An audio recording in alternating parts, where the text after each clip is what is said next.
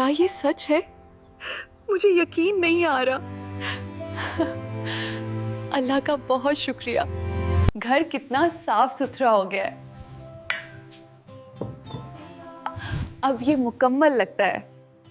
हमारी रिवायती खानों की खुशबू ही अलग होती है। आज मैं आपको कढ़ाई बनाने का तरीका सिखाऊंगी।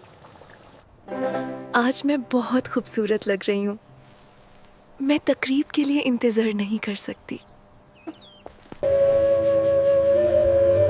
कब आओगे? मैं तुम्हारा इंतजार कर रही हूँ।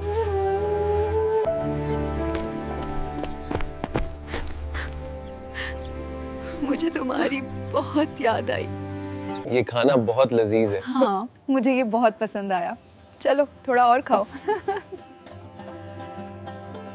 रो मत मेरी जान, सब ठीक हो जाएगा। मैं तुम्हारे साथ हूँ। मैं बहुत खुशकिस्मत हूँ कि तुम मेरे पास हो। अगर आपको ये प्यारी कहानी पसंद आई हो तो वीडियो को लाइक करें, शेयर करें और हमारे चैनल को सब्सक्राइब करना ना भूलें। जी।